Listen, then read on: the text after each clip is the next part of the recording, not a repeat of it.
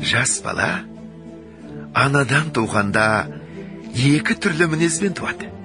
Біреуі ішсем, жесем, ұйықтасам деп тұрады. Бұлар тәннің құмары. Бұлар болмаса тән жанға қонағы бола алмайды, һәм өзі өспейді, қуат таппайды. Біреуі білсем екен демекілік. Не көрсе соған талпынып, жалтыр-жұлтыр еткен болса, оған қызығып, аузына салып, дәмін татып қарап тамағына, бетіне басып қарап, сырнай керне болса, даусына ұмтылып, онан ержетіңкірегенде, үй түрсе де, мал шуласа да, біреу күлсе де, біреу шыласа да, тұра жүгіріп, ол немене? Бұл немене деп, ол неге өйтеді?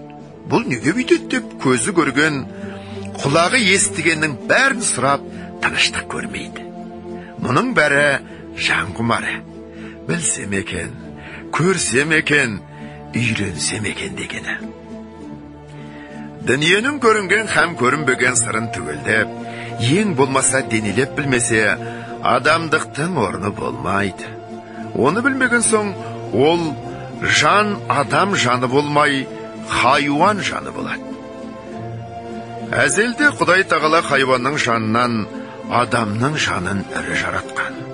Сол әсерін көрсетіп жаратқаны. Сол қуат жетпеген, ми толмаған ессіз бала күндегі бұл немене? Ол немене деп бір нәрсен сұрап білсем екен дегенде ұйқы, тамақта есімізден шығып кететұғын құмарымызда.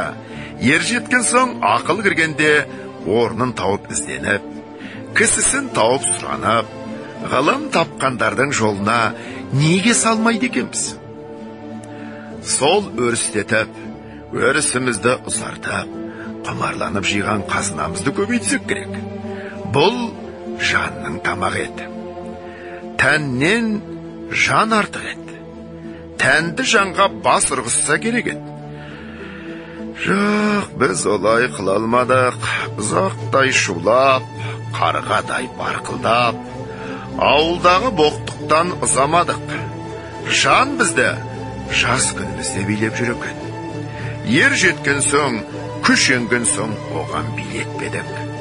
Жанды тәнге бас ұрғыздық. Еш нәрсеге көңілменен қарамадық, көзбен қарамадық, көңіл айтып тұрса, сенбедік. Көзбен көрген нәрсенің де сыртын көргенге тойдық. Сырын қалай болады деп көңілге салмадық. Оны білмеген кісінің несі кетіпті дейміз. Біреу айтса, ұқпаймыз. Біреу ақыл айтса, әй шырағым, өз білгенің өзіңе, өз білгенім өзіме.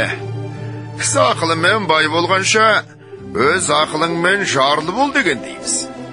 Артығын білмейміз, айтып тұрса, ұқпаймыз. Көкіректе сәуле жоқ, көңілде сенім жоқ. Құр көзбен көрген біздің хайуан малдан неміз артық. Қайта бала күнімізде жақсы екенбіз. Білсек те, білмесек те, білсек екен деген адамның баласы екенбіз. Енді осы күнде хайуаннан да жаманбыз. Хайуан білмейді, білемін деп таласпайды. Ал біз түк білмейміз.